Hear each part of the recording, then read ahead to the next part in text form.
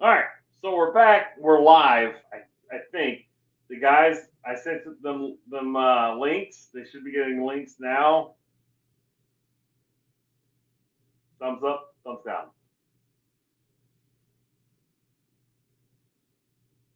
Jude, you a link?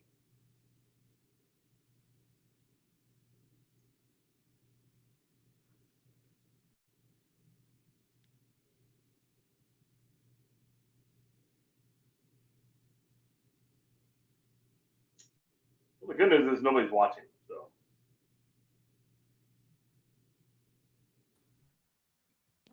Well, I'm here anyway. you there? Yep. Oh, I can't hear you now. This is even worse. I'll use sign language. All right, we're not using the computer anymore tonight. I'm done with it. I've given up.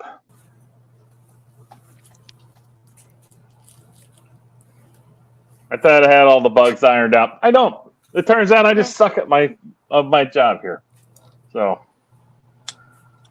the good news is we're 2 minutes into the first quarter because I butchered the entire stream. So That was just pregame. pregame. Let's get all the fumbles out of the way before we take the first snap. Oh, we're gonna kick this thing off now. Back to the original. You gotta go to Instagram, get your bocce ball. I've already thrown like 5 of these things across the house, along with a few other things. And you gotta go to Instagram, go to Bocce's Blinks Some More, pick up your bocce balls today. Is that a good plug? Absolutely. All right. So, shall I introduce you guys again? I will. Our first co-host is the longest-standing assistant to the president of the Doug Flutie fan club. He's the beast from the East. And he says, bring on your tea party. Please welcome Lindsey Coyle. Our next co-host is 1/4 of the greatest college football podcast, not named White Right CFB today. He's the pride of the Texas State Bobcats. He's my favorite football player of all time. Please welcome Hunter. Eat 'em up, cats. Our next co-host says the West Coast is the best coast. He's so cool, Snap-on named a color after him. And you can't spell Santa Cruz without SC. Please welcome Cool Jude Santa Cruz. What's up, everyone? Fight on. Now, we got to give a shout-out to our other co-host, and that's Christian. Christian, I don't think he can come on tonight. He's got school tomorrow. Christian, we see you in the chat. I don't know if you can come on or not, but if not, we got you in the chat at least for a few minutes. Got to say thanks again to Pat Paulson, East Coast Ken, and Bocce from the original stream. I screwed that up completely. I apologize. Diabolical 58, what's going on, Christian and Bocce? I think Bocce's our number one fan. Would you say that? Would we say that? Would we be correct in saying Bocce is our number one fan? I'd say that goes without question. That's without a doubt. Our number one fan should receive something for being the number one fan. You know what I mean? Like Christian's he's a panelist. He's part of the crew, so he can't have number one fan status, right? Yeah, But Bocce's there. there no matter what. So we're gonna go backstage after the broadcast. We're gonna get backstage. We're gonna think of a Bocce gift or a Bocce rite of passage. So she could be part of the Wide Right CFB crew, right? We'll do that. We'll talk back in the backstage. All right. So we're in the first quarter, guys. We have college football going on currently right now. That's a Division III school, and it's got like a baseball score going on right now. Hunter checked it was Valley State versus, I don't know, what was the other one? Is Valley City State University versus University of Jamestown. And the Jamestown is aptly named the Jamestown Jimmies. And the Jimmies are covering the spread right now? Is that what we're saying? I don't know. If you bet on this game, get help. Man, I think you missed the joke there. that was a nasty spread. That's all we got right now. All right. So let's get into this first quarter. So usually what we'll do is we're going to break this down We'll have some surprises coming up. Not tonight. Tonight, the surprise is that we actually made it back on the stream. But I like what Pat CB just interrupted my train of thought, but I'm going to go ahead and steal his idea. But we got some surprises coming up, some format changes coming along the lines. So what we're going to do is we're going to start with a 10-minute pregame. Then we're going to move to our first quarter. It's going to be 15 minutes long. Our second quarter will be another 15 minutes on top of that. We'll have a halftime, which will be another 10 minutes. Then our third and our fourth quarters will both be 15 minutes with a 10-minute overtime at the end.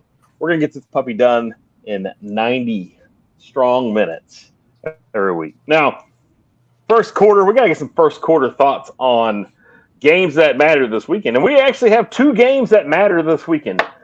The Notre Dame Fighting Irish will travel to Dublin, Ireland to take on the Rams from Navy. Now, does this game matter? Not exactly, but it does because it's the first Division I college football game of the 2023 season. Will we all agree on that? Yes. Hunter, give me your thoughts on Notre Dame and Navy. I'll say, sorry, excuse me, talking roommates and all. But I'll say that Notre Dame wins this convincingly. I'd love, Navy won, but doubt it.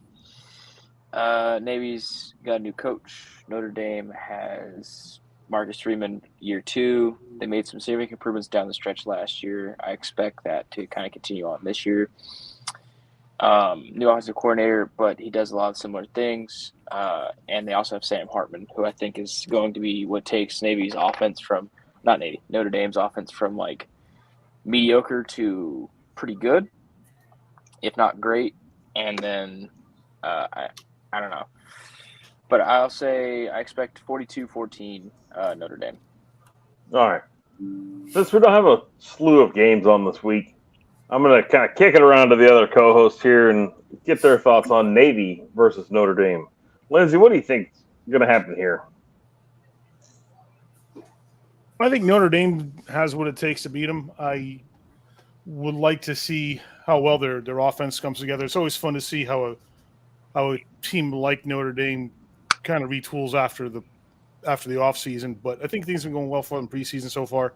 So I'm very interested, and I would give them certainly the win. I don't think that they're going to see much of a challenge this week, but it'll be a good way for them to start their season off and start building the program and gain some momentum.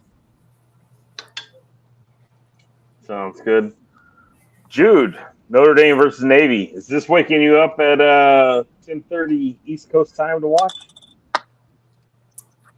Or West Coast time to watch? All right. I miss college football, so probably. But I agree with Hunter and with Lindsay. I think Notre Dame's going to win the game. I don't think it'll be a 44-14 score. I'm thinking maybe something low 30s to early to low 20s. I think Navy's going to hang in there a little bit better than people expect because Notre Dame's that team that usually surprises the people watching early in the season by playing a team like Ohio State way closer than they should, or playing a team like Navy way closer than they should. And I think Notre Dame's going to pull it out just because they are the better team. They have who I say is a dark horse Heisman candidate and Sam Hartman. And I agree with Hunter. He's a level changer, man. He takes Notre Dame's offense from here, doing a little bit up here. Now, I'm not saying it's up there with Lincoln Riley's squad, but he does definitely make a difference. But in the end, I'm going to say 31-21 Notre Dame. Wow, 21 points from Navy? Man, I They think do have a new everybody offensive coordinator. I think everybody at Navy would be happy if they scored 21 points. Ed, what's up, Ed? What's going on, Ed? Hey, Ed's not a sports fan, but he's a fan of Wide Right CFB, so we'll say thank you to Ed for stopping in and hitting that thumbs up. We appreciate your patronage. All right, on to, there's a huge game here coming up. UTEP at Jacksonville State. All right, on to our next one. Hey, Rich Rodriguez's squad versus Dana Dimmel's squad. 2 retreads. This is like the battle of the retreads right here. Rich Rodriguez is coaching Jacksonville State. Mm-hmm. Wow. I knew Rich Rod would I don't want to say fail. That's a harsh word, but I knew he wouldn't reproduce what he did at West Virginia when he went to Michigan. But I really expected him to do something at Arizona. I don't. That kind of blew my mind, but we'll see what he does now. I mean, what was it? Just the stars all aligned when he was in West Virginia. Pat White, Steve Slayton. I mean, everything was just right place, right time. Yeah, I mean, he just. I tell you what, there's how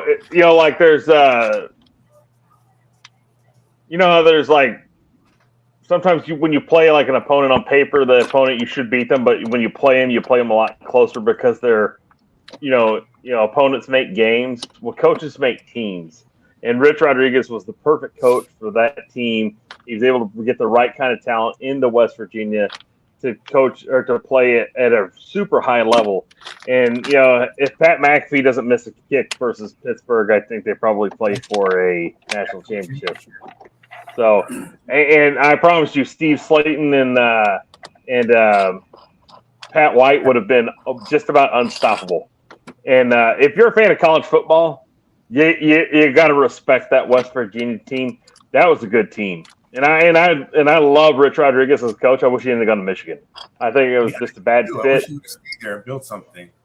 I think they would have won a national championship. I think he would have been able to put it together. But I agree. The law of transitive property says that we think he won a national championship, but realistically, he didn't do anything. He went to Michigan, he got fired, and he's having to reboot somewhere else. With that being said, what do you think about this game, Hunter? UTEP versus Jacksonville State. Both teams have quietly somewhat explosive offense. It's nothing like they go and like upset a major team. Maybe. But they're of Jacksonville State's of lesser talent. They just came up from the FCS.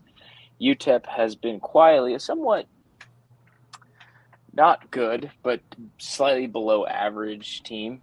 5-7, 6-6, couple seasons. Dana Dimel slowly made that team better over time. I say UTEP wins by 14, but I think that Jacksonville State's offense has it could be a fun little game. It could end up being the surprise game of the week, 49-56 type game, just because neither team's defense is worth anything. Rich Rodriguez knows how to produce points. Everywhere he's been, even at Michigan, those teams couldn't play defense, but they could score. So I expect points, and it's really all you want out of a Rich Rodriguez game. Yeah, Rich Rodriguez, they're always going to have, a good offense. He knows how to, like you said, Ernie, he knows how to produce points. He can put points up on a board. And, I agree, man. I hate to just reiterate what you just said, but 49-56, game of the week, man. I could totally see that. Yep. All right, Lindsay, you want to take a piece of this one, or do you want to know the next game of the week? Oh, let's do the next one. All right, Lindsay, you have a little skin in the game on this one. We have the Minutemen of UMass traveling out to New Mexico State to take on the Aggies of New Mexico State at 5 p.m. Central Standard Time on ESPN, on the big channel, on the mothership. The Minutemen are getting some mothership time. What do you think? Are we excited about this game, Lindsay? Oh, UMass. So excited about this game. So does UMass get their first Division I win in a decade? I don't know how long it's been, but it's been a hot minute. Hunter, do you think UMass gets this W? Who are they playing? New Mexico State? Yeah, the Aggies. No. New Mexico State. I'm gonna go puff piece New Mexico State here. They're a pretty good squad in the low levels out there in the Conference USA this year. They went 6-6 last year. Actually played and won a bowl game 7-6. Jerry Kill is kind of can't really revitalize something that's never alive before. He's gone out there to the desert, New Mexico State, and really made a bunch of believers out of a small yet passionate fan base. They run a pretty fun offense, a very 2014 Big 12 style TCU Texas Tech offense. I'm talking about the QB zone read out of the wide open spread offense. I mean, Sonny Cumby, Jerry Kill offense. It's Jerry Kill. So that kind of offense. Just kind of that fun, throw it around, run and gun, fun and gun style offense. Hurry up. They've got a good team. I think they have 7 starters back. They have their quarterback back again, Diego Pavia. They could be a very good team in the Conference USA. UMass, I think Don Brown is doing a good job trying to get that team rebuilt. They've got significantly better against the run last year. They were awful against the pass. I mean, they were awful at everything, but they were really, really bad against the pass. They're the worst team in the entire FBS against the pass. I don't think that changes this game. I think they get thrown all over on. But I think UMass makes it more competitive than they've made previous D1 games. Call it 27-34, 27-37 New Mexico State. All right. Well, that's going to wrap up quarter number 1. Believe it or not, the first 15 minutes is already over. We're into the first 25 minutes of the show. It's the second stream of the first night. Who are we kidding? I made a huge mistake. All right. As I digress, in the second quarter, we'll still be hitting the games pretty hard. What I'd like to do is bring on a Division II college football expert, but we need to get a hold of him. So, Joey, if you're out there watching, go ahead and email me or Instagram me, and let's get you back on the show, bud. All right, Jude. At the 5 o'clock time, Central Standard Time on FS1, Ohio, the Bobcats of Ohio travel out west to San Diego State to take on the Aztecs. What do you think is going to happen here, Jude? I think San Diego State's going to kick off their college football season with the W.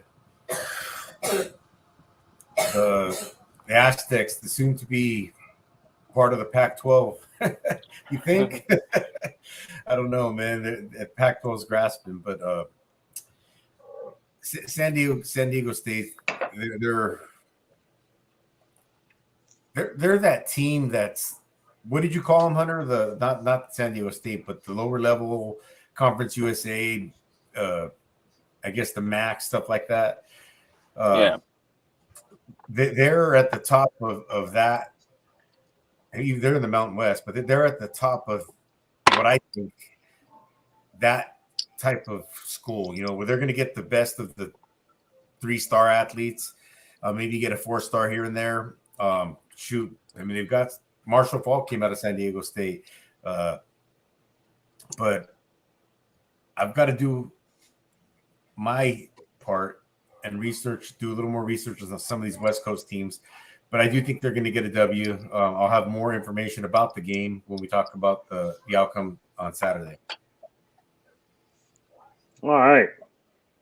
Hunter, I know this is a softball for you, so I'm not going to ask you. Lindsay, what do you think about this game? Nothing much different than what Drew just said. I think he pretty much covered it. I would just be rambling on if I try to add anything he didn't add. I think he's got it nailed. But I'm with him. I also don't know a whole lot about some of the teams out there, so I would be remiss to try to speak authoritatively on it. Yeah, the hardest thing with like this week 0 schedule is everybody's shaking off the rust, and they're trying to learn something new. So the football we're going to see this Saturday isn't going to be the same football we're going to see in 5 weeks. You know what I mean? By the time everybody starts hitting that groove and they start getting moving and they start getting going, it'll be a completely different game in 5 weeks. Right now, we're looking at it, we're like, oh, brother, this is not good. But it'll get better. This Ohio at San Diego State, if San Diego State doesn't win this game, then there's problems, right? Ohio, I mean, like it's a good win, but they shouldn't, teams shouldn't travel across country and be able to beat a team of San Diego State's, I don't want to say stature, but their their ability, that's a big travel. Like guys are traveling, teams are traveling from Ohio to San Diego. It's not close. It's a long travel time. The same with UMass and New Mexico State, right? Is UMass going to win this game? No, UMass will probably get blown out, but it'll be fun to watch. And we have another game. I guess this game is still happening right now. I'm still on the fence on this one. It's Hawaii at Vanderbilt is going to happen? Yes, they're just not going to have half the stadium. All right. Well, they're playing at Vanderbilt. Yeah, they are. So, once again, our thoughts and prayers go out to those people in Hawaii that have been affected by this fire. Hawaii is not a big place. It's a small island. So, everyone that goes to this college is affected by what's happening in Maui in and around Hawaii. So, it's a tough place to travel to, right? Vanderbilt's they're not a great football program within the confines of the SEC, but they're a good team. They play a really good brand of football, and they have some really smart players. So, this is a really hard game for Hawaii. I don't look to Hawaii's going to do well in this game. They may have some added motivation, but I think a lot of that ends when the travel catches up with them. And I think Vanderbilt wins this game easily. Jude, what do you think on this one? Yeah, Vanderbilt's not really going to have a hard time at all. If I don't even know their quarterback's name, and I got to really work on this. Sorry, guys, but it's all right. Hey, look, we're not looking for perfection. Once again, the show is going to be better in 5 weeks as well, not just the football. Hawaii going to Vanderbilt. I mean, I don't think it'd be even close. You said earlier that a team going cross country shouldn't be able to, handle and beat another team. But I think if Vanderbilt went to Hawaii, which is cross country and across the Pacific Ocean, I think Vanderbilt would smash them probably, 45-10. Maybe Hawaii gets some points. I mean, but yeah, I think Hawaii is going to be on the losing end. It's going to be on the SEC network, which is cool because I just figured out that I have that. And I'm going to be watching a lot of football on Saturday. Yeah, I mean, all 7 games. Yeah. I mean, you're going to have to – the problem is you're going to have to choose between this UMass at New Mexico State and Ohio at San Diego State. Now, I know Lindsay's excited about the UMass Minutemen traveling to New Mexico, and he's thrilled about Vanderbilt getting to play a home game this early in the season. Because, Lindsay champions education. So, schools like Vanderbilt really pique his interest. so interesting. This is week 0. I'm digging deep here. All right, I'm not gonna lie. This is not good. I've already screwed the stream up like twice. That's okay. So, but I think this speaks to a larger issue, and that is of scheduling, and what teams are paired up with other teams, and that's something that maybe we want to dig into a little bit, talk about in future episodes, because it's something that's like Urban Meyer went off on it. And the difficulties he sees with how the schedules stack up, because let's face it, there's not always interesting games, and there could be, but there isn't, and it's because there's no schedule mandates, and there's a whole issue surrounding that. But it might be worth digging into some more, and maybe we all get a little bit more educated on it and have it as a topic of conversation, because I think that would be a good one to talk about. All right, we got 5 minutes left in the half. Jude, do you want to wait till the third quarter to cover SC, or do you want to rush it? No, we're only 7 games for this week, so we're good. We can wait till right. halftime. I think we're gonna wait till half, and then at halftime, I want to talk about something kind of neat that I saw that I'm gonna check out. But yeah, I mean, week 0, you're kind of like feeling them out, and then as far as scheduling goes, you got to have a team that you can win against, right? So I'm going to fall back to my youth football coaching days. Whenever you're teaching offense or defense, you want to have your team have some success with what they're running Because if you go and you show the fault all the time, they're never going to grasp the base concept. So when you see a team like Navy playing Notre Dame, or better yet, a team like San Jose State playing USC, it's a good thing for USC to play a team like that so they can work out all the kinks. Is USC going to beat San Jose State every day of the week? Yes, absolutely. But it's how they're going to play the week after is why games like Rice playing Texas are important, because these games help build and fix problems without destroying a team or the team confidence or the team concept, right? It's just that old deal back in football. Whenever you're teaching these plays, you want to have your team have success so they can grow. You change the circumstances. You don't let them you don't let the defense blitz. You keep the players from blowing each other up. You make sure that your team can win, and then you build confidence and you move forward. It's an old coaching trick that I learned a long time ago. So once you get that done, you get that confidence built up. Then the next week you just build on that confidence and grow and grow and grow. Now some people are like, "Well, you gotta, you should never take it easy." Well, sometimes you gotta kind of know when to turn the screws and know when not to. That's just my opinion. It's real easy as a coach to overcoach your team. So I think Hunter's aware of that. He's been around football long enough. He played enough football to know when the team was allowed to kind of win to make the game go a lot better, or you're allowed to win in practice, so the team understands the concept that they can kind of build on some momentum there. So yeah, I mean, from the football perspective and the perspective of what I do now, in order to make concepts grasp, you really only have two options. You either beat it into them, or you kind of work it in through winning. Morale, I think, is like one of those big things. If something has a positive morale to it, or a morale of some type tied to it, where you have a feeling of accomplishment by understanding it, positive or overcoming negative stress, adversity, all that different stuff, it's good. Right? You talk about like the crawl, walk, run, basically. It's easier to do that in winning than it is losing. You can make it happen losing. I've seen it, but it's easier winning. all right, we got about 40 seconds left till halftime. Either Jude, Lindsay, you want to add anything to this? Got 40 seconds till halftime.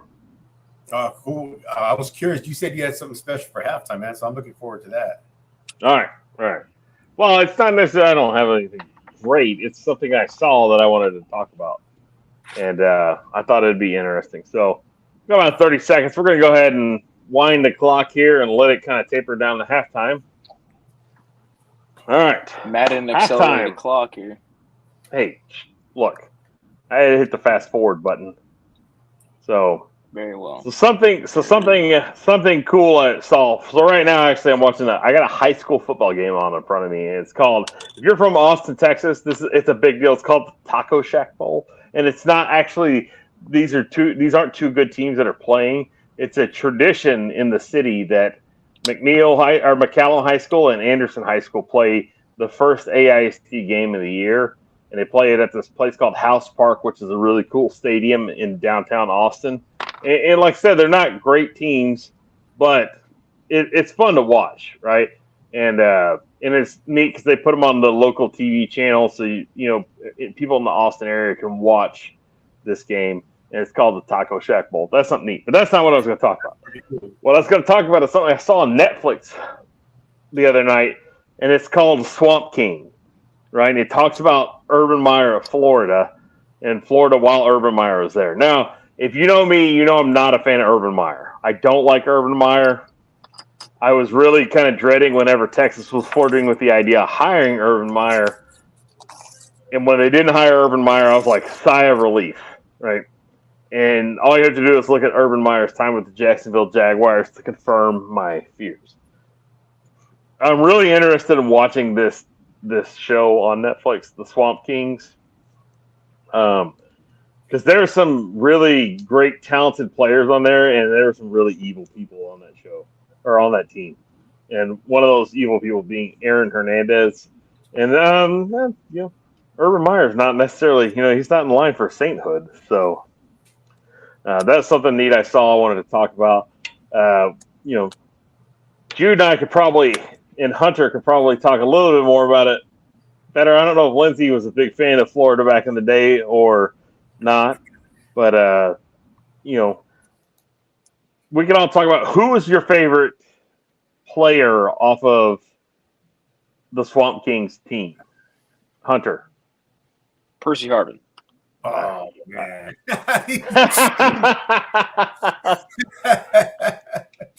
All right. Well then, I'll go with just so I don't have to name the same player. I'll go with Tebow. Hey, Tebow willed his team to win. I'll go with Chris Leak. He was the guy. Chris Leak. Hey, yeah. I love Chris Leak. That guy was a great college football quarterback. I mean, great, good teammate, just hard working dude. You can't ask for a whole lot more out of a guy like that. The guy didn't mind splitting time with Tebow as a senior. So, that's right. Lindsay, I'll let you go ahead and say Tim Tebow, just so you can, like I'm gonna go with Tebow, the guy that won the Heisman. And that's about it. I mean, all right, we're gonna go with my favorite Florida Gator player of all time. Not named Javon Curse. I'm going to go with Jabbar Gaffney. Jabbar Gaffney was a huge reason why Percy Harvin was so good, because he demanded double coverage almost the entire time. Percy Harvin was great, right? And people had a hard time covering him because he was using like a flex position a lot. But Jabbar Gaffney was a tremendous player for the Florida Gators. And he was a pretty decent NFL player. But my favorite Florida player of all time, didn't play in the Swamp Kings era, is Javon Curse. And, a lot of people will know him by his nickname, The Freak. And he's just one of those guys that had like about 5 really good years in the NFL.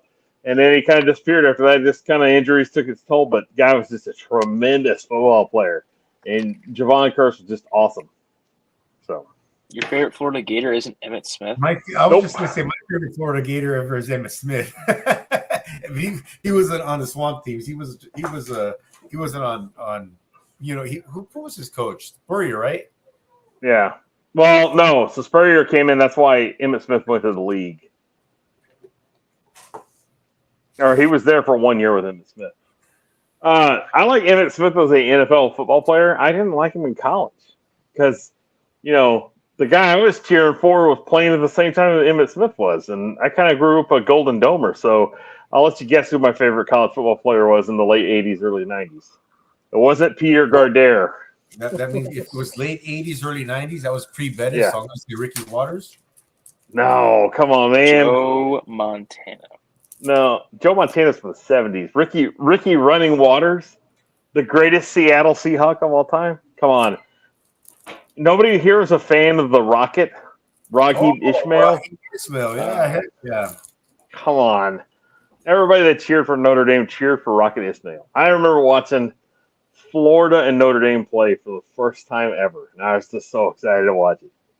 But anyways, it was a good game. We have an outside handoff to the left. This is the 30th time that play's been run today. Hey, Lou Holtz coached an impressive game. Hey, we're gonna run the football. I don't have marbles to put in my mouth, but I got to do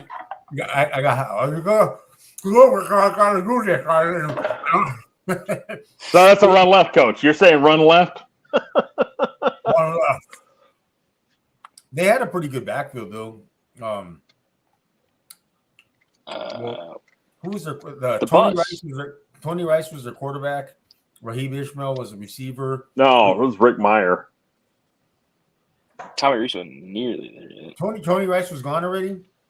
Yeah, I think it was Rick Meyer was the quarterback with Tony Rice. I remember Rocket Ismail. when they beat SC in '88.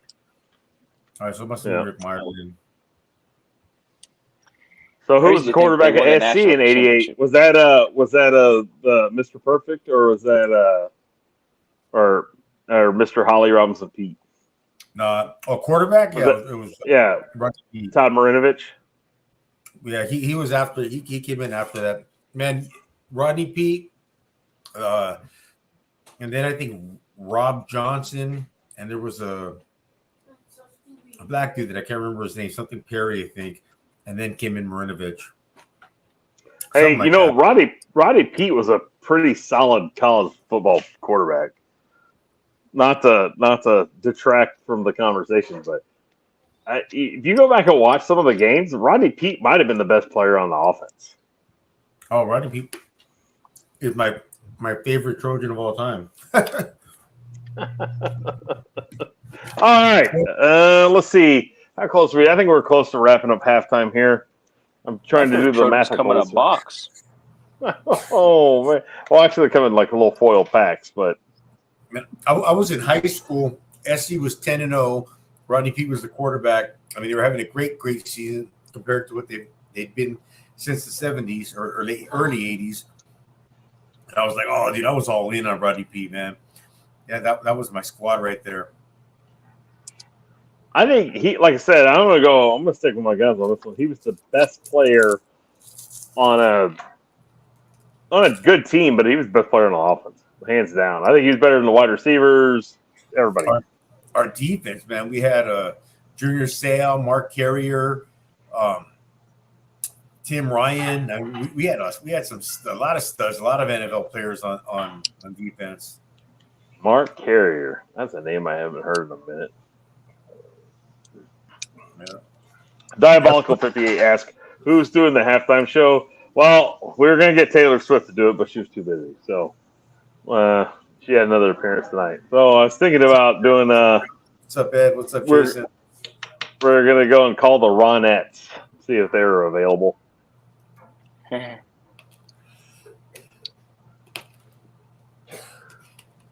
All right, about to wrap this up and hit into the third quarter. Now, third quarter, we're going to save for our 15 minutes with fame in the future, where we'll bring on a former college football player and we'll talk to them for a few minutes. And sometimes this segment's going to be pre-recorded just because whenever you bring people on and interview them at 9 o'clock at night, some people have different schedules, so it's hard to get people in on these times.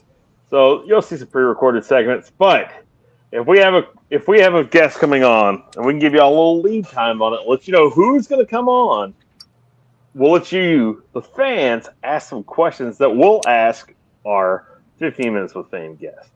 Now, not everybody we know is going to be of NFL stature or high fame, but everybody that we'll bring on as a guest will be a former or current college football player. So, everybody like it? Sound good? Sounds great. Great. So Jude and I, we've been trading names back and forth. We've been playing the all-name team. Now, if Jude can get a couple of these guys to come on, he's going to make me look really bad. Nah, the name you dropped last week, man, that one. It's a reach. I still haven't talked to him yet, so it's a reach. It's a reach. That's a reach. But it was offered. It was kind of secondhand. Oh, we'll see. But no matter what, even if we get somebody from a Division II school, I'm going to be happy enough because they're playing college football. So I'm good with that. All I right. don't think Johnny Manziel's doing much of anything. His schedule's pretty open. Yeah, but I don't have enough money or blow to give him to come on. No, those days are behind him. He's reformed now. Who are you talking about, Ryan Lee? No, Johnny Manziel. Johnny Manziel. Johnny effing football. Yeah, Let's see. watch the show about him on the Uncut series on Netflix. Yeah, I'm gonna watch the Swamp Kings first, and then I'm gonna hit up the Manziel one. All I know is Johnny Manziel's other than what everybody else knows about Johnny Manziel. The only other thing I know about Johnny Manziel is he's only about 6 feet tall, maybe, and that's with like risers in his shoes. But he wears a size 16 shoe. He's got big foot, so.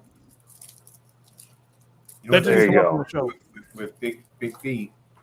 They wear big socks. They got big socks. Yep. I haven't heard that one my whole life. You know what they say about people with big hands, don't you, Jude? Oh, big hands, They got big gloves. big gloves. To make a soda can look small. I don't know. You tell me, Lizzie. Does my hand make this can look small? Yes. Now you Yes. see it. Now you don't.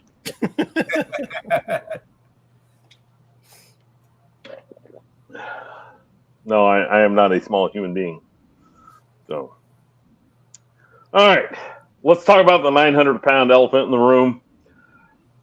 You ready for this one? I'm going to ask everybody but Jude to start with so we can get some reactions.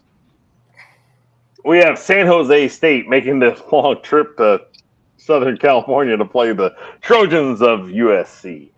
Hunter, what do you think about this game? You think it's a good tune-up game? We're going to see a lot of points. We see Alex Grinch's defense do anything this week? Let's start with you, Hunter. I mean, gosh, if this game's anywhere near close, it's only because Alex Grinch can't coach defense. I would say give me USC 66 to like 20. San Jose State's not a bad team. They're like I said, they're kind of close to the top of the Mountain West at this point. Chevin Cordero's there. He's a pretty good quarterback. He leads the Mountain West in passing yards over a career. Led them last year in the season with 3,500 something passing yards. He's a good quarterback. But San Jose State's simply overmatched. USC is a team that has the capability of being in the playoff this year.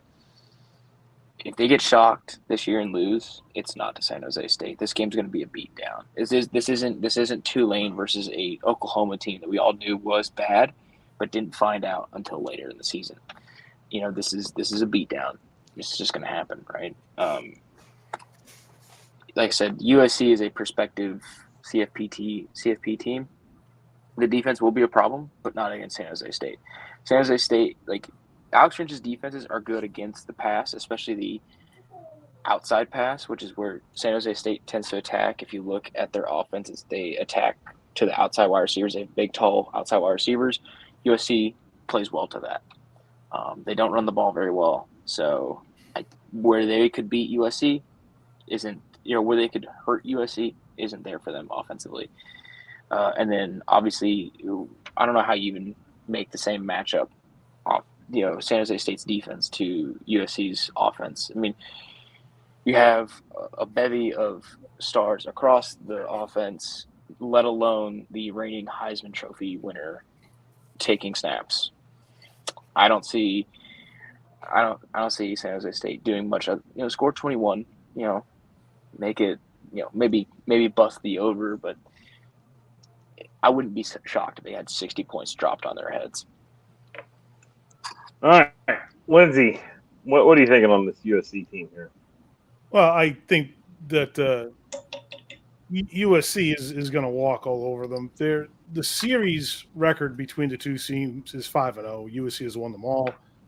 And when you look at how lopsided this matchup really is, I'll throw some figures at you. The USC's won 15 straight home openers. This week is going to be no different, so they better rack up number 16. San Jose has 3 road wins against a ranked opponent in its history. The latest was 1980. They don't have, they're not even in the same conversation really. And to our earlier conversation about scheduling, you want a team that's going to get beat up on. Well, unfortunately, it's San Jose as a sacrificial lamb in this one. Anything less than greatness for USC this year will be a failure, given that Williams is coming off, his Heisman year, and the expectations could not be higher. So if they don't get a Pac-12 championship and a spot in the college football playoffs, then USC will have disappointed everyone, including themselves. So this game will not be close. I agree with Hunter. It's going to be an incredibly lopsided score, probably to the tune of high 50s, low 60s to the low 20s. It's not even going to be fair. So it'll just be a good way for USC to just start playing real games and start racking up the wins going toward the end of the season. Yeah. So I'm going to make it my first bold prediction of 23, and I'm going to say that San Jose State wins the first 5 minutes of the game. They're going to go out. They're going to score. USC is going to look a little flat. I've seen San Jose State do this before. USC is going to look a little flat, and then USC will wake up and they'll come out and just absolutely pound San Jose State through the second and third quarters. And the fourth quarter, guys that normally won't ever get to play in the game will be playing in the game. San Jose State scores 20 points, not 21. They win the first 5 minutes, but USC crushes them. And like Hunter said, his score, it'll be somewhere, above 50, north of 50. But I think San Jose State does score a few points because that's what they do. No matter who they play at the beginning of the year, they always play tough. They're good. They're a well-coached team. They've got good talent. They're just going to play well. So, it's not a dig at USC. I think USC will do fine. They've got a good, a good measuring stick opponent. So I look forward to this game. I look forward to Caleb Williams, coming out, maybe struggling the first 5 minutes, and then, they wake up and they just crush San Jose State. Jude, I know you've been waiting all night for this one, so let's talk about FIU and – I'm kidding. Jude, come on. Give me some love for your team. Well, we've got USC is by far the favorite to win the Pac-10, Pac-12, Pac-4, whatever you want to call it. But San Jose State's offense is probably the best in the Mountain West, so they can score points. USC's defense has been bad. I think his name is Grinch. That's the defensive coach. He came with Lincoln Riley from Oklahoma, but Lincoln Riley hits that transfer portal. Man, we've got a quarterback from Alabama, a defensive lineman from Georgia, another defensive lineman from I think Texas A&M. A linebacker from SMU. We have our own safety, Kalen Bullock, who was a preseason All-American. I think our defense is going to surprise people. And playing an explosive team like San Jose State early is great.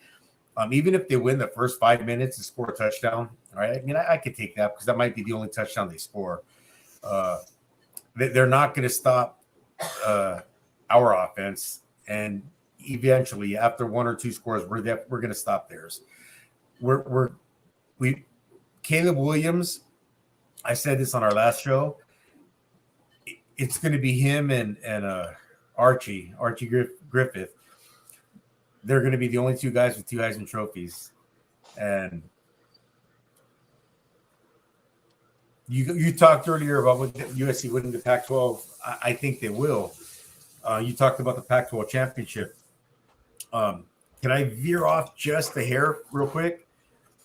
I don't know. Can you? I was listening to a radio station talk host. Everyone knows who Colin Cowherd is. And he was asking, and his belief is that just say USC is 11-1 or 12-0 and they're ranked number 2 or 3 in the country. He says, all right, if that's the case, the Pac-12 is dissolving anyways. Skip the Pac-12 championship game. Don't risk losing and just get your ticket into the college football playoff. I am 100% against it. I think that's ridiculous. I think you go in and you smash someone and then you go into the playoff with some momentum. He said, Colin Cowherd's thing was if they're number 4 and number 5's nipping at their heels, you probably got to play because you don't want to get leapfrogged. But he says if you're number 2 or number 3, you probably don't got to worry about getting leapfrogged, at least not by 2 teams. What are your guys' takes on that? Would you play the championship game in a dissolving conference? I think that if you're gonna have to because you're gonna get enough negative feedback if you didn't. Okay. If they don't play the Pac-12 championship game, then and let's say Georgia, like even if they are number 3, right? Maybe they're safe at 3, and number 5 has a loss, and that number 5 is Texas, right? And Texas still wins the Big 12, right? They lost to Alabama early in the season, to say that, right? They go and beat whoever in the Big 12 championship again, or for the first time, or whatever, and they just dominate them. This is a lot like this could be a lot like the TCU / Baylor being held out of the first playoff game because they lost to each other, but Ohio State went out and beat Wisconsin 66-0 in the Big Ten championship, and they got in over two teams that had better looking offenses and records. So I would say you should probably play that game. I agree. Plus, also, it just looks soft. Yeah. You already have a bad narrative about USC being soft. Like, that's why I say go out and smash someone. Put it on them. And if you get kicked in the face the way we did against Utah last year, well then come on, man. What were we going to do in the college football playoff? It's go in there, smash someone, and move on. But my final take on the SC game is I'm going to call it. If we don't get 60, I'm going to be disappointed. Now, San Jose State has played us tough. I think the last time we played was 2020 and maybe 2021. And I think we only won by like 23 points. It was like the 30-7 or 35-13. So it was a lot closer than it should have been.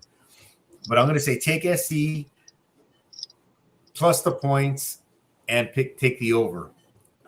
Over 66.5. Take the over. All right. What we're going to do right now is we're going to take this thing into the fourth quarter, and let's say some highs and how you doing to Raging Cajun Garage, Bocce's Blankets and More, Pat Paulson, Ed, the old tech guy, Pat CB, and JWC Tech. Thanks for joining us. And everybody else that hasn't commented, but that is watching, I saw Christian was in there. Guys, thank you very much for watching. Thanks for being a part of the show. We really appreciate it. This is a lot of fun. I know tonight's a little rough. We're kind of just emphasizing on some really games that don't matter, right? You got to be a fan of the team for it to matter. If Texas was playing this weekend, I wouldn't be interested in who they're playing. Right? If Texas State was playing this weekend, I don't know. We're still getting through the summer funk. We're heading towards the new year. It's hard to get interested in some of these games, but college football's back, and we're going to enjoy watching it, and we're going to enjoy talking about it. So thank you. Now, fourth quarter, digging deep here. Digging deep. Diabolical 58. What is going on? Matt the Surfer Dude says he's watching too. I think I know who Matt the Surfer Dude might be. Is he holding up a V for victory right now, Jude? Oh, he's a huge SC fan. Heck yeah. We're actually considering going to this weekend. It's a 5:00 start time. His evaluations for basketball are like 10 in the morning, so we could easily finish that and then go to the game. All right. Well, you know the deal. If you got to go to the game, you're gonna have to give us some, some Instagram stories from there so we can follow you. Oh, for sure. Do a little bit of our live stream from there. from the. You might get some good seats by the end of the game. You just never know. Do they let y'all descend on the field as the crowd starts to leave? Like, oh yes, come this way. They've already left. Yeah, the LA crowd, man. If it's a blowout, there's always something else going on. Yeah, that's the same. That's the same with Austin. Yeah, if Texas wins by a lot, they're gone. See ya. All right. So I didn't really have anything planned for the fourth quarter, but let's talk about this FIU Louisiana Tech game. Hunter, since you know more about college football than anybody I know, let's talk about Louisiana Tech and FIU. all right. Just give me a second to pull up. I'll kind of talk us onto it as I get there.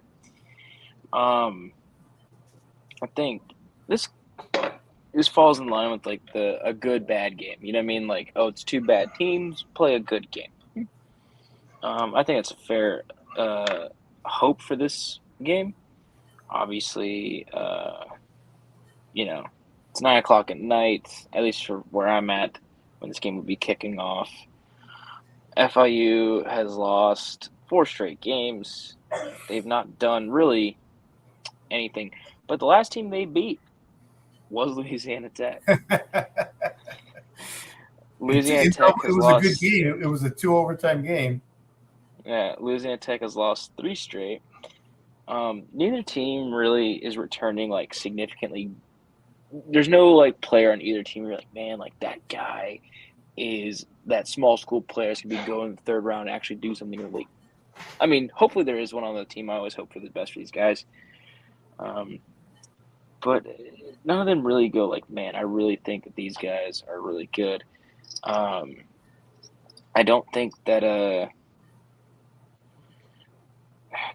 Coach what's his name? He was the coach at Colorado for Dan McCartney goes and makes FIU significantly better this year. They haven't brought anyone in that blows me out of the water. Louisiana Tech, this game's in Louisiana. They have a significantly better team on paper.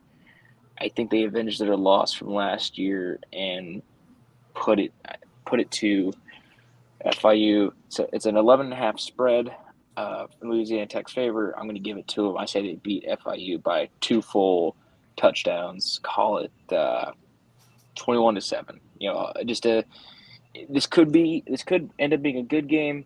I have my doubts. I think it's kind of like a quiet blowout. You know what I mean? 21-7, game's never interesting, game's never worth watching. You turn it on for 30 minutes, go, man, I'm tired, turn it off, go to bed.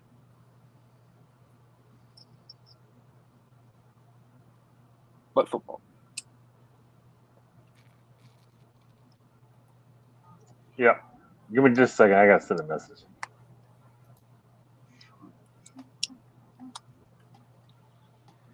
Here, let me get some saber metrics on these teams. I'll tell you.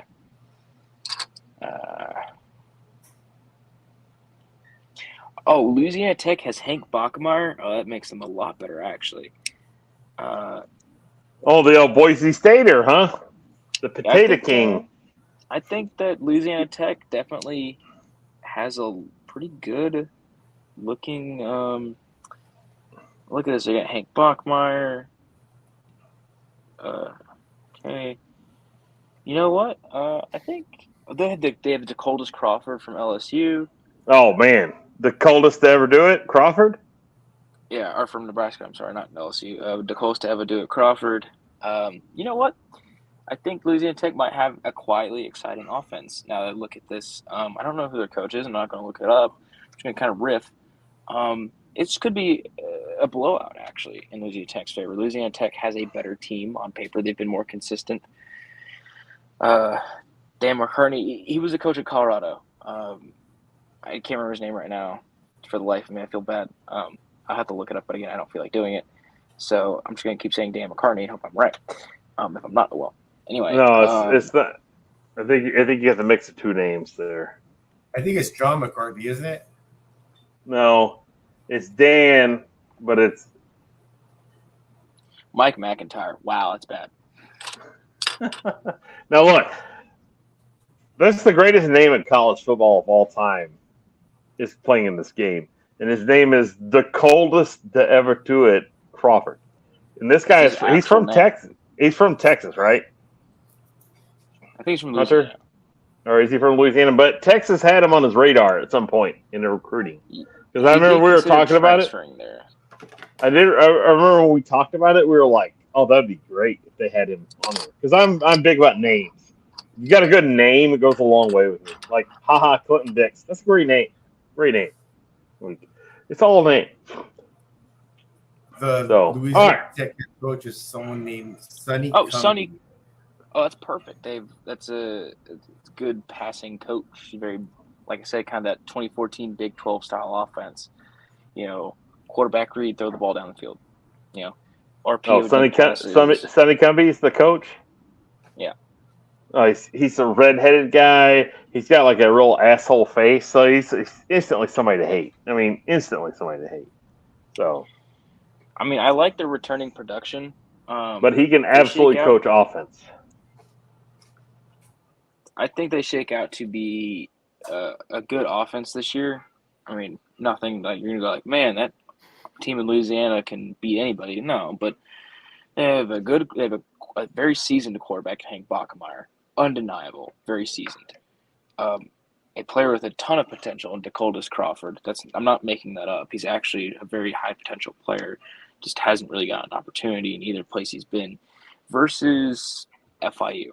I don't know in my entire life FIU's ever been worth watching. I believe they played in 5 bowl games, and they've never won one that I give a shit about.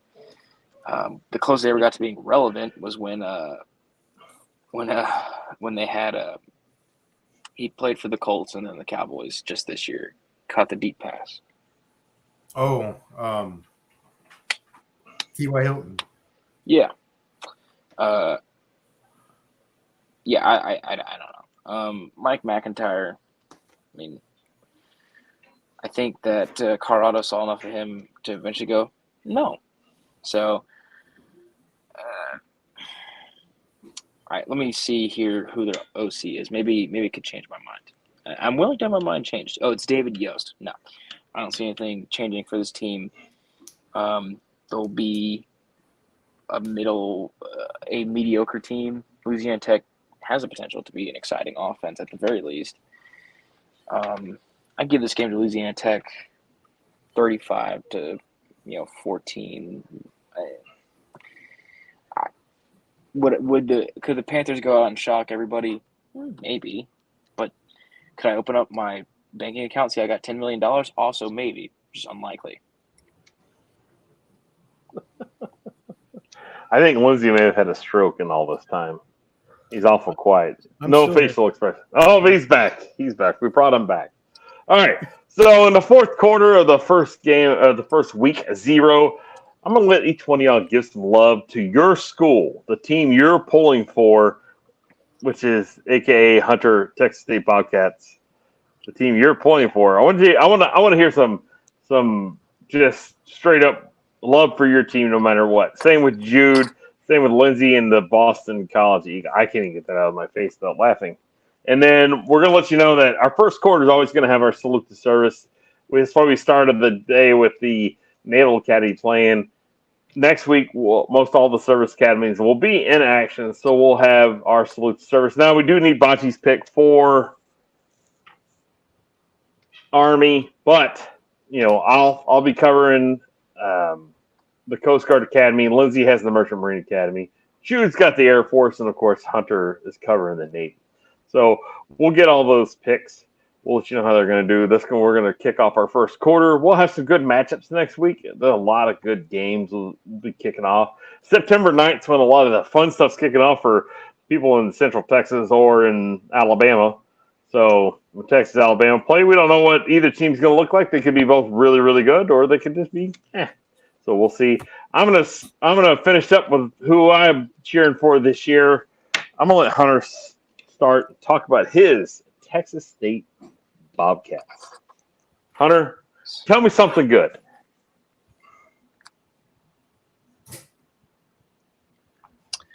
So Texas State got 3 more immediately eligible transfers for the 2023 class. So they'll be able to play this season.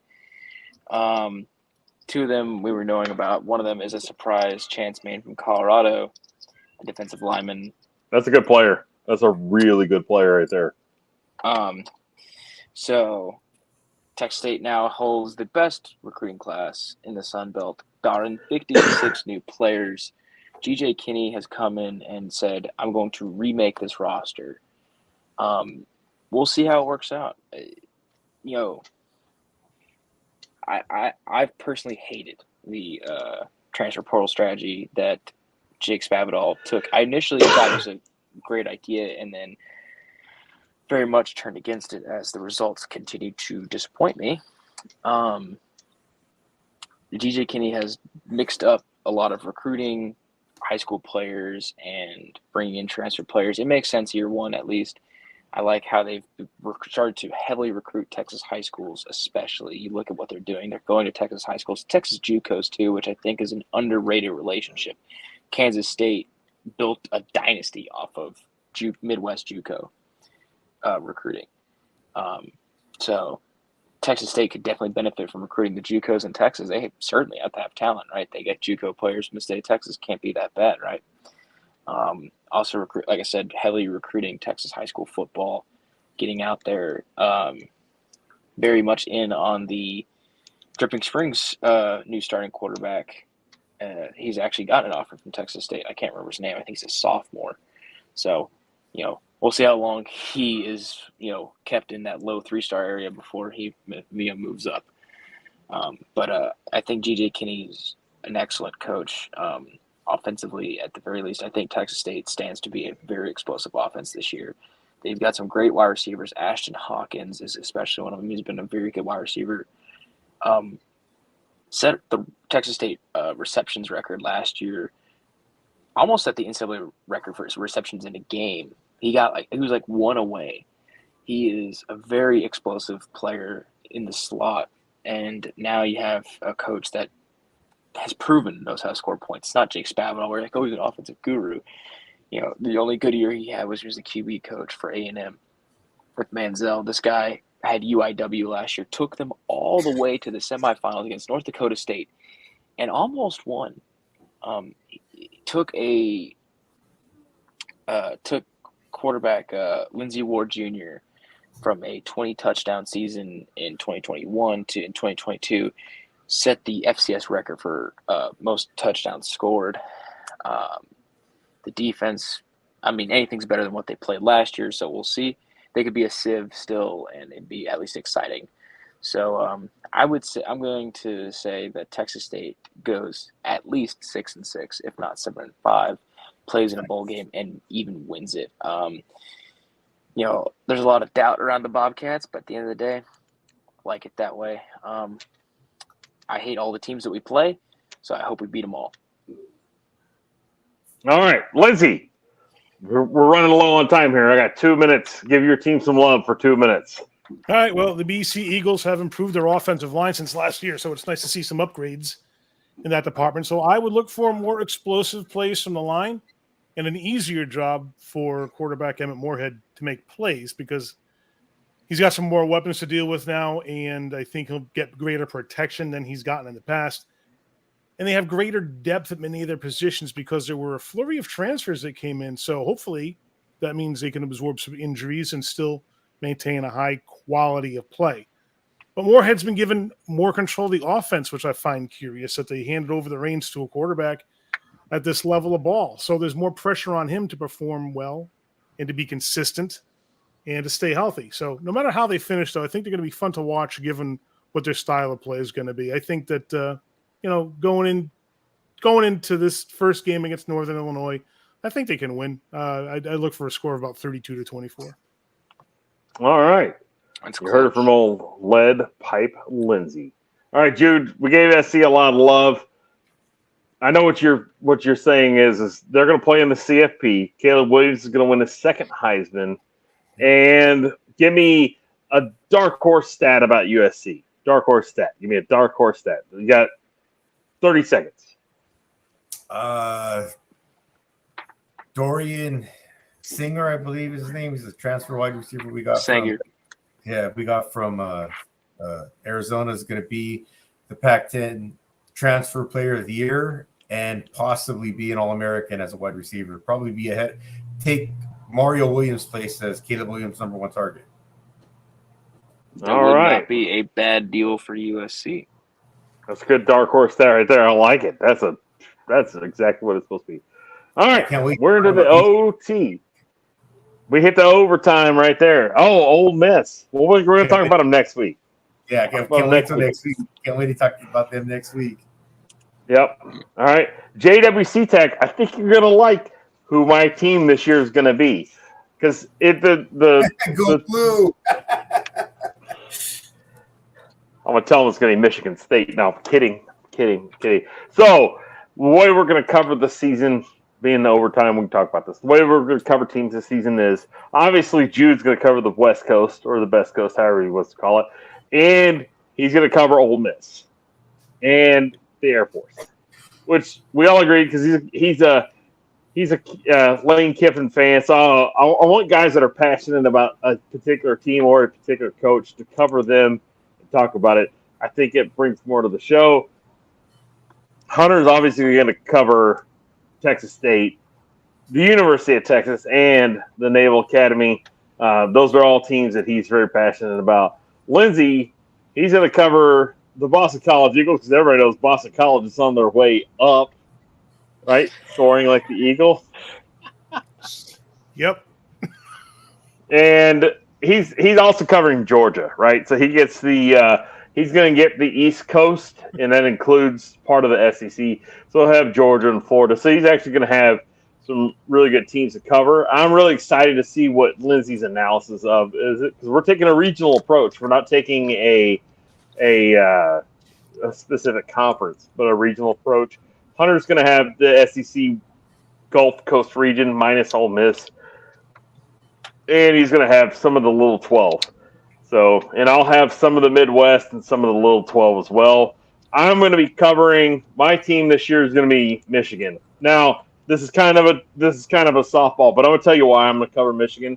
So, my wife's family, like her aunts and uncles, they're all really big Michigan fans, and they love Michigan. And I'm a really big fan of Jim Harbaugh. I absolutely love Jim Harbaugh. So, I'm looking forward to Michigan having a great season. I really like Blake Corum. You just don't want to homer too much for Notre Dame. We all know.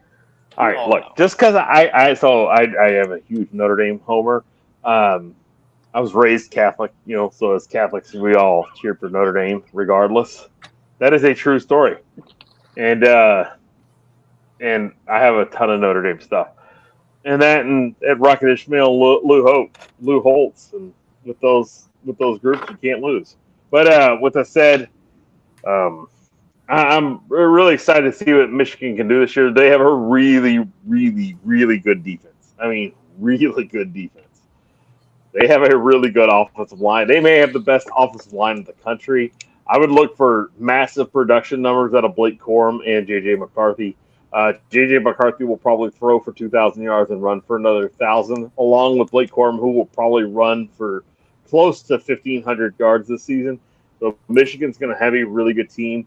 I look for them to win the Big Ten. They will play in the CFP. I look for USC to win the Pac-12. They will play in the CFP.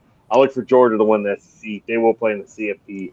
And I look for Texas to win the Little 12. And they're going to beat Texas Tech on Thanksgiving night, and they're going to send Brett Yormark a resignation letter for him to send to the rest of the Big 12 for going out and calling out a team nationally. So if that doesn't look sketchy, just remember the Big 12, you won't be a relevant conference after the season. I'm just letting you know. So your playoff prediction, that couldn't be. I mean, unless Notre Dame knocked out one of those teams, I mean, those are like awesome schools to play against each other. Notre Dame's another big name that everybody likes, but I mean, USC, Texas, Georgia, and Michigan. Man, what a college football playoff that would be. Clemson will be the odd man out, and this is why Clemson's going to be odd man out, is because they're going to have 2 losses. Oh no! Don't tell me you have them. Dude, we're gonna have. Don't tell me you have FSU beating Clemson. I have North Carolina beating Clemson. All right, Mac Brown could do that. So I think you're going to have to be unbeaten to play in the CFP this year. There's not going to be any one-loss win teams in there. The SEC is not going to have 2 reps in there. I think Alabama takes a tiny step back because LSU's taking a tiny step forward. I don't think LSU's a undefeated team. I think they're around a 2-loss team. There's a lot of good teams on the East Coast. I think the U is going to surprise a lot of people of how well they're going to be able to play defense. Much like I think Oregon's going to show how well they're going to play defense, and they're going to have a pretty substantially good offense this year. But Oregon's not beating USC. USC is going to be the Pac-12 winner. It's Caleb Williams is auditioning for the worst team in the NFL for next year. He's going to be their quarterback. Arizona Cardinals. Yes. So Lincoln Riley will give the Arizona Cardinals 2 quarterbacks. I could see if USC wins the national title and someone's going to have the number one pick, the worst team in the NFL. I could see them drafting Caleb Williams and hiring Lincoln Riley at the same time. All right. Look, I'm going to tell you who the worst team in the NFL is going to be this year. It's going to be the Tampa Bay Buccaneers. And very possible. And anybody that disagrees. What's that? You don't think Baker's going to get them to the playoffs? No, they're not. They're not going to win 3 games this year. Oh, that's so. I feel so bad. Welcome to the end of. I really like him. To the end. I think they'll win 3 stream. games. I mean, what's that? The Cardinals get Kyler back mid-season. They could go on like a tiny run and win like 6 games. Here's the deal: Cardinals aren't going to. They're not going to be the worst team in football because they're not going to be the worst team in football because the Tampa Bay Buccaneers are literally going to tank for Caleb Williams. It's a generational talent at quarterback. You're not going to find a guy like him again. I mean, yeah, the best way I can describe Caleb Williams is he's Drew Brees with Lamar Jackson's quickness. He's not speed, quickness. When I talk about Lamar's a hard guy to tackle around the pocket. Caleb Williams reminds me of the of next head coach, John Gruden. He's a bigger Russell No, Wilson. I don't like that because Russell Wilson's not fast. Caleb Williams is quick. He got quick feet. He's got quick eyes. He's got quick release. Caleb Williams is really quick. An athletic and freak. Yeah, he is impressively quick. He may not be the fastest guy down the field, but if you put him in a phone booth, I don't know you get 2 hits on him before he runs the circles around you. So, I mean, he's incredibly fast. He's gonna be everybody's playing for him. But, there's gonna be a lot of quarterbacks. To be 100% honest with you, this is like one of those Elway to Marino years in college football with the amount of heavily talented quarterbacks that are going to be coming out of college going pro. I mean, heavily talented. All right. So with that said, we got 2 minutes left on the show. I want y'all to give a dark horse prediction for the Heisman Trophy winner. I know where I'm going to go. I'm going to step on somebody's toes, but I'm going to let Hunter start first. You can only give me a name and just give me 10 seconds of why you think they're going to be the Heisman Trophy winner. Hunter, go. All right, Dark horse, not a known pick. Dark horse. Jonathan Brooks. All right. Running back, University of Texas. And why is that? He's going to be the key back in the Sark system. He can catch pass out of the backfield. He has that potential to be a 1,000 guy. They say they're going to split reps, but if he comes out and dominates, guy could run away with it, as it were. All right. That's it. Jude, who do you got? Can Lindsay go before me? Lindsay, who do you got? I'm gonna go with Dark horse. Don't take an easy one. Don't take the layup. There is no easy one. We haven't played a game yet. We can have preseason. I'm gonna go with Drake May from North Carolina. No name. No name. No, we can take Drake May. That's fine. All right, We then can I go changed with my that pick to Bo Nix. one. All right, you can do that too. All right, Lindsay, who do you got? I mean, Jude, who do you got? Jackson Dart, quarterback, Ole Miss Rebels. You said dark horse. They're going to go 3-1 against LSU, Alabama, Georgia, and Texas A&M. And yeah, you said dark horse. Tell me that's not a dark horse. Who else? All right, I've got a true dark horse player here, and I'm going to go with Harrison Jr. Nope, I'm going to go with the best tight end in college football. Brock Bowers will be the dark horse Heisman Trophy candidate. Brock Bowers will lead the nation in probably receptions and total yardage. That's my pick right there. If anybody not named the coldest to ever do it, Crawford, doesn't win the Heisman Trophy. Kidding. Anybody not named Caleb Williams doesn't win the Heisman Trophy, or one of the big name picks. I'm gonna go with Brock Bowers. So All right, That that's is 90. interesting. That is 91 minutes of almost completely aired stream. Let's give a shout out to everybody watching. JWC Tech, thanks for watching. Raging Cajun Garage, thanks for watching. Bocce, seriously, you're like the sixth member of the team. We love you being here. Matt, the Surfer Dude, thanks for watching. Diabolical 58. Guy doesn't watch sports, but he watches wide right college football, so you got to love him. Pat Paulson, thanks for watching. John, Pat CB, Ed, the old tech guy. It's like a who's who list here. All right, before we close this thing out, I got some, something I want to share. All right, I'm going to send some prayers going out to the Rotunda family. If you're a fan of wrestling, it's unfortunate Bray Wyatt passed away today. I think he's one of the greatest people in wrestling. I know there's not a lot of fans of wrestling, but Bray Wyatt, it's very sad, passed away today. He's only 36 years old. He had a heart attack. How old So was he? 36? 36, yeah. So and then, yep, that's IRS's son. But Bray Wyatt might be one of the greatest talents to ever play or be a part of professional wrestling. Very sad. I was very shocked when I saw it. I could see Jude is shocked as well. Hunter was shocked as well.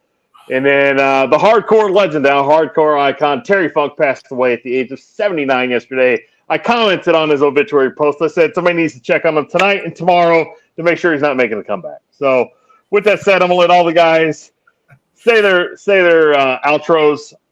If I can make this work right, I don't know that I can. Lindsay. Thanks everyone for watching. Please tell your friends.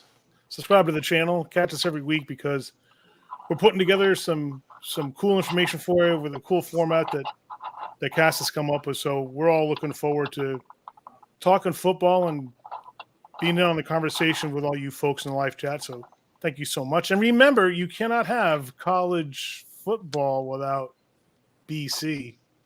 What a stretch. What a stretch. Boy. What a I'll stretch. work on that. All right, Hunter, come on. Lead us out. Lead it out here, all bud. right. Call your mom, call your dad, call your parents if they're still around. Call your family, whatever one you got close. It's all that matters. It's the only thing that you ever got in this world. As always, in order of importance, you don't have cats, hook 'em horns, go Navy, beat Army. Hurrah. All right, it's my favorite outro in the biz here. I'd also like to say, give my regards to the Rotunda family, man. That just blew me away right now. Prayers for that family tonight. And Terry Funk too, man. You were a hardcore legend. But thanks for watching, everybody. The show is going to be week 5, like Cass kept saying. We keep watching. Come week 5, man, you're going to think you're watching ESPN. It's going to be a great show. But to end the show, let me say, fight on. V is for victory, and we are SC. And you cannot spell SEC without the letters SC. Good night, guys. Good night, everybody. All right, I want to thank everybody for joining us. I know we had some technical difficulties tonight. I'm really so happy we got our team back. This is so much fun to be a part with these guys. It's so much fun to see all the new faces in here. We couldn't do it without you. It makes it so much more fun. Tell your friends. Get more people to subscribe. We're going to have some giveaways. I love doing this stuff. I love talking sports with my good buddies, my son. It's so much fun. And remember, the team that scores the most points always wins the game. Thanks for watching.